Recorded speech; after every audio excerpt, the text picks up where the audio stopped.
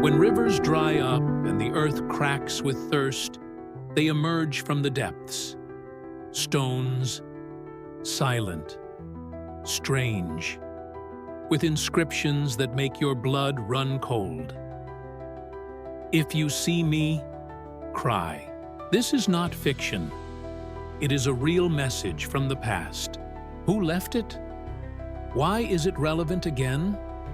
And most importantly, what will happen if we ignore it? Today, we tell the story of the hungry stones of Europe, about the most disturbing memory that a stone can hold. It appears when the earth cracks from the heat, when rivers expose their beds, as if exhaling the last drops of their memory. It is invisible most of the time. It is hidden beneath the thick water, as if someone had once hidden a warning in a bottle and thrown it into the river, hoping that it would only be opened in an emergency. But when drought comes, it raises its face. A stone, smooth, heavy, hollowed out by time and people. On it is an inscription carved centuries ago. If you see me, weep. This is not a poetic metaphor. This is not the beginning of a mystical novel. This is reality. And this is a warning. One of the most famous such stones is located in the Czech Republic, in the town of Děčín, emphasis on the I. It lies on the banks of the Elbe River, emphasis on the E, and appears only when the water level drops to a catastrophically low level. The inscription, made in 1610, speaks for itself. It cuts to the quick. Wenn du mich siehst, dann weine. If you see me, weep. There is something frighteningly ancient and infinitely human in these words. This is not just a meteorological marker. It is a cry, a message from those who have already gone through what now seems to be coming again. Such stones are called hungry. Not because they are hungry, but because they tell of a time when hunger entered homes like an unwelcome guest, when drought destroyed crops, when livestock died, when bread became more expensive than gold. There are dozens of such stones in Europe. Perhaps there are hundreds. They were left in different countries, in Germany, Austria, Slovakia, Hungary. They are scattered along the banks of great rivers, the Elbe, the Rhine, the Danube, and they all bear traces not only of water, but also of pain. Many inscriptions date back to the 16th or 17th centuries. Some are more recent, from the time of the Napoleonic Wars, or periods of mass epidemics. People of those eras did not have satellite images or global drought maps. But they had experience, and they had memory, and they passed it on, in stone. These are deathbed letters from a time when drought was a death sentence. They were not thrown to the wind. They were hammered into the ground. And now, as the climate changes again and summers become increasingly merciless, these stones are returning. And they tell us, we have already seen how this ends. But will anyone hear them? Or will it be too late, just like last time? The first hunger stone in this story is just the beginning. It will get worse, because the history of Europe is a series of droughts, disasters, and desperate attempts to save at least a message for the future. For you and me. The first hunger stones are not architecture. They are evidence. Stones of memory. They did not need museums. The river and pain were enough. It is difficult to say exactly where the first such stone appeared. They are not signed like monuments and have no official registration. Many of them are handmade by local residents.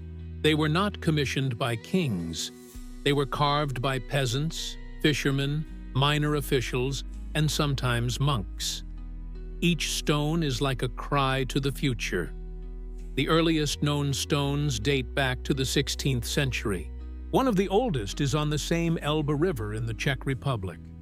It bears the date 1540, the year of a terrible drought and crop failure that swept across Central Europe. The chronicles of those years contain brief but gruesome accounts. The harvest was destroyed. The rivers disappeared. People are boiling soup from bark in the villages. It was then that the first stones appeared, with marks indicating the water, level and, most importantly, messages. If the water reaches here, trouble will come to the house. From the 16th to the 19th centuries, Europe experienced several dozen droughts that climatologists consider catastrophic. For example, 1628, a dry summer accompanied by epidemics in Germany. 1766, a drought that caused mass starvation in Saxony. 1847, the year when the stones on the Danube became visible even in August, although they are usually hidden until autumn. 1901, the worst drought in Moravia, documented in letters from priests. With each wave of disaster, the tradition was renewed. People added new inscriptions, sometimes next to each other, sometimes on the same stone. Over the years, the surface became covered with dates, crosses, symbols, personal signatures, sometimes with prayers, sometimes with curses. In Saxony, near Dresden, a stone was found with an inscription carved into it. "You who stand here, remember how we ate swans and grass that year." The inscription is dated 1783. The archives do indeed indicate that that year was a time without bread. But hunger stones are not just about hunger. They are about anxiety. Drought did not just mean a bad harvest. It meant the collapse of everything. Rising prices, people fleeing to the cities, epidemics, looting, and infant mortality. The stones became markers of the boundary between normality and disaster. If you saw a stone, it meant that everything was falling apart. And it wasn't just in one region. The same tradition can be found along the Danube, in Hungary, and in Austria. In Bavaria, a stone was found in the Regen River with a rough, hastily carved phrase, "When I left, my father died of thirst, my mother of hunger." The inscription reads, Andreas, 1791.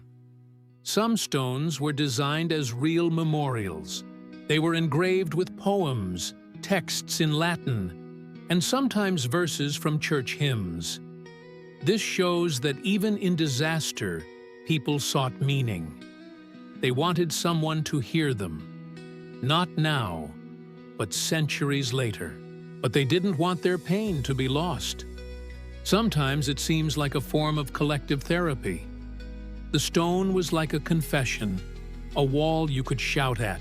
It is curious that in the 19th century, when the era of industrialization began, the practice began to disappear. Droughts still occurred, but people were less convinced that it was necessary to leave inscriptions. Instead of stones, reports, bulletins, and telegrams appeared. But this is precisely what became a tragedy. Because stones, unlike paper, are preserved, and now they are returning. Not as curiosities, but as beacons. They remind us that nothing disappears without a trace, and disasters that seemed like a distant past can knock again if the water level drops to its old mark. That is why, when in 2018 and again in 2022, famine stones began to appear throughout Central Europe, it aroused not only the interest of journalists, it caused alarm, because it wasn't just a flashback. It was the return of an archetype of disaster that lives in stone and comes out when the earth thirsts, and the sky is silent. Each inscription on a hunger stone is a whisper through the centuries, an unofficial chronicle, an unsigned but painful testimony. These phrases did not pass censorship. They were not proofread by spiritual mentors or government officials. They were written by those who had nothing to lose and who had something to pass on. One of the most famous inscriptions, which still sends shivers down the spines of scholars, is found on a stone in the Czech Republic, in the bed of the Elbe River. Wenn du mich siehst, dann weine. If you see me, cry. A simple phrase, but that is precisely where its power lies. No poetry, just the naked truth. If you see the stone, it means that famine has come. But this is just one of dozens, if not hundreds, of phrases scattered along the banks of European rivers. On a stone in Moravia, we waited for rain. Death came. On the Danube, near the Hungarian town of Good, the sun was burning. There was no bread left. On one of the stones in the German town of Pirna, don't pray for us, pray for yourselves.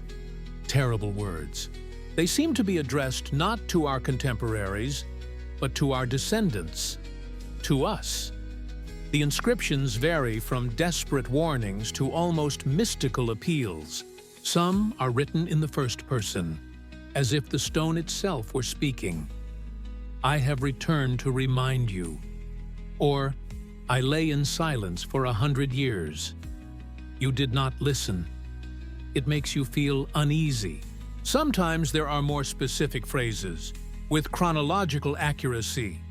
In 1779, we ate leaves. When the water level was here, 300 people died. Some researchers believe that the inscription served as a form of folk disaster registration. People did not keep diaries, but they could carve what was most important on stone: a warning, a message to those who would one day find themselves in the same situation. On one of the stones near the town of Ústí nad Labem, a line was found, clearly carved by a teenager or very young person. My mother told me to carve this. I didn't understand. Now I do. This is not just an inscription. It is history and tragedy and a sentence. Scholars who have analyzed these messages note that many of them are written with remarkable grammatical accuracy, even in those days when literacy rates in rural areas were low. This may indicate that the authors of the inscriptions were not only eyewitnesses, but also members of local structures, perhaps village elders, clerks, or sometimes monks. The inscriptions are their way of remembering. Sometimes the stones bear symbols rather than words: crosses, waves, suns, drops, skulls. Particularly frightening are stones engraved with lines, each corresponding to a year of drought. The more lines there are, the worse it is. Such stones become something more than just a marker of water. They are a kind of disaster pulse. A stone with dozens of lines is like a metronome of tragedy. And yet the most striking thing is that almost all of these inscriptions speak not only of suffering, but also of expectation. They seem to be designed for someone to read them one day. The stones are addressed to the future. Their purpose is not simply to remind, but to warn. It is as if the people of the past understood that disasters are cyclical, and all they have left is to shout through stone. But who hears this cry today? We see these words. We publish them in newspapers and discuss them on the internet. But do we really hear them? Or are we just looking at them as another historical curiosity? The hungry stones are not about the past. They are about the present, in which too much is beginning to repeat itself. It happened suddenly. In the summer of 2018, a heat wave swept across Central Europe. There was no rain for weeks. The water level in the rivers began to fall. At first, it was just a little. Then it became noticeable. And then it became alarming. In August, near the town of Deschamps, on a dry stretch of the Elbe River, it reappeared. The stone. The very same one. With the same inscription, "If you see me, cry." Journalists arrived almost immediately. The photos spread around the world. The hungry stone had reappeared after decades. And behind it, others followed. The Elbe, Danube, Rhine, and Morava rivers began to reveal their beds. Dozens of stones emerged from the water. Each one had an inscription, a memory, a warning. The summer of 2018 was the driest in a number of European countries in the last 70 years. Record low water levels were recorded in Germany, the Czech Republic, the Low Countries, and parts of Poland. The Danube River became only half navigable. Barges stood in queues or ran aground. In some cities, water began to be supplied on a schedule. The damage to agriculture amounted to billions of euros. But the most frightening thing is not the economic figures. It is the return of symbols. Stones that had been lying underwater for decades floated up in several countries at once. Inscriptions began to reappear. People found them, photographed them, and published them. And they realized with fear that this was not just historical curiosity. These were beacons of disaster. During those same months, weather forecasters noted abnormally high air temperatures. In some parts of Eastern Europe, they exceeded 40 degrees. Crops were destroyed. Grain prices began to rise in several regions of Germany. And at the same time, as if in response, a stone appeared in the Regnitz River with the inscription, "After me, there will be darkness." The date was 1897. Coincidence? Perhaps. But it did not reassure people. The situation repeated itself in 2022. Drought once again swept across Europe. The stones reappeared. Now there were even more of them. Some were the same as 4 years ago. Others were new. Or rather, they were old, but had been discovered for the first time. That year, the Rhine River reached record lows. The press talked not only about the drought and the harvest, but also about the silent witnesses to the disaster. The stones became a symbol. They were photographed by drones. They were written about in textbooks. And, curiously, new inscriptions began to appear. In the Czech Republic, next to an old stone, someone scratched the following in July 2022. "You didn't believe us, and here we are again." A modern inscription. But no less disturbing for that. Scientists got involved. Expeditions, measurements, and analyses began. The stones were mapped. Archaeologists, climatologists, and geologists all saw something different in them. Some saw cultural memory. Others saw a climate indicator. Still others saw direct evidence of accelerating climate change. Meanwhile, the stones became memes on social media. People posted photos with captions like, "The stone has come out. Time to pack your bags." Some made parodies. Others created disturbing collages. Some just posted silently, without text. But the main question hung in the air. If the stones are warning us again, will we listen or will we ignore them again? After all, there is something almost alive in their return. They do not appear at the will of man, not on schedule. They rise from the depths, slowly, relentlessly, like memory, like guilt, like something we tried to forget. But it comes back. When the stones spoke again, it turned out that we were not listening very well. Or maybe we just didn't want to hear. When emotions subside, scientists get to work. And the first thing they say is, hungry stones are not a prophecy, but a warning. Not a mystical artifact, but a historical marker. Although, they admit, the power of these stones lies precisely in their borderline position between the rational and the irrational. Climatologists view hunger stones as a kind of hydrological archive. Each stone is a witness to the water level in a particular year, recorded at the place where the riverbed was exposed to a critical level. These inscriptions make it possible to reconstruct not only droughts, but also to link them to specific climatic anomalies. For example, on one of the stones in Moravia, dated, the inscription corresponds to entries in the parish register, which state, "There was no harvest, the water disappeared, and there were diseases in the village." Thus, scientists confirm that stones are not folklore, but a reliable historical source.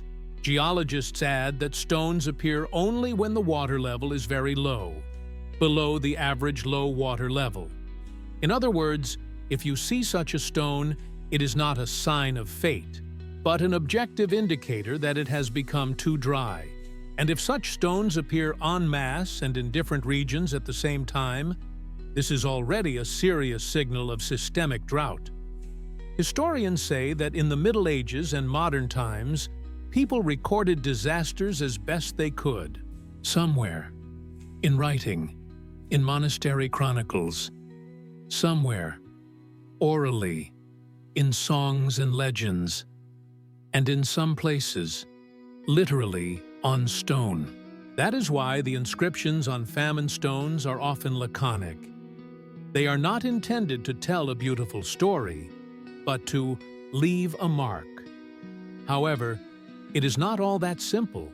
Anthropologists emphasize that despite their utilitarian function, the stones have acquired samiditrit twaits, symbolic status.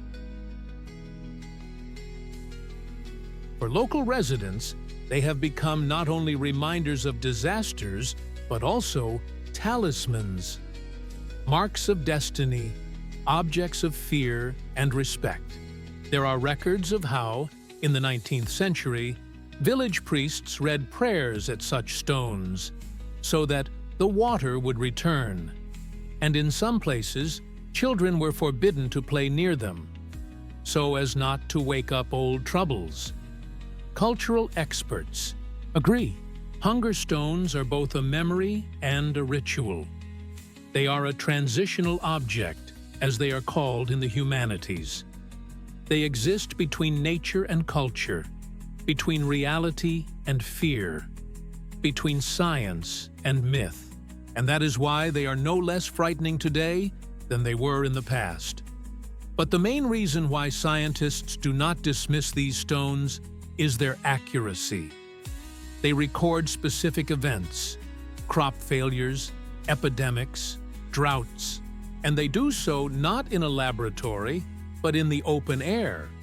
They are open archives, accessible to everyone. Some modern researchers propose officially classifying hunger stones as intangible cultural heritage, so that they are not destroyed, forgotten, or trampled by construction equipment, so that they are finally heard, truly heard. Because in the dispute between science and mysticism, it is not logic that wins, nor is it faith. What wins is attention. Attention to history, to signals, to a stone that has already warned us once, and perhaps is doing so again. They lie in silence, for months, for years, sometimes for centuries, underwater, in silt, among fish bones and fallen branches. And they wait. Hungry stones do not knock on windows. They do not sound like sirens. They simply exist. Their mission is to be seen only when it is too late. On the one hand, it's just a stone, inconspicuous, rough, gray. On the other hand, it carries the memory of suffering that history has chosen to forget. It is like a witness who cannot speak, but still stands at the scene of the crime, waiting to be heard again. Why do these stones scare us so much? Because they don't disappear. Everything else changes. Cities grow, bridges collapse, people die, but they remain the same, in the same place, with the same words. That is their strength. They hold an inconvenient truth: that civilization is not immune, that hunger has not gone away forever, that the climate is not constant, that everything can happen again. And here they are again, one after another, all over Europe, rising from the water like shadows of the past, not as a reminder, as a reproach. You knew, they seem to say. We were already here, and you didn't hear us. Can a person hear a stone? Hardly. But a person can remember. And that's something. Hungry stones are not just geological objects. They are a human gesture left for the future. They are a trace in a world where everything disappears.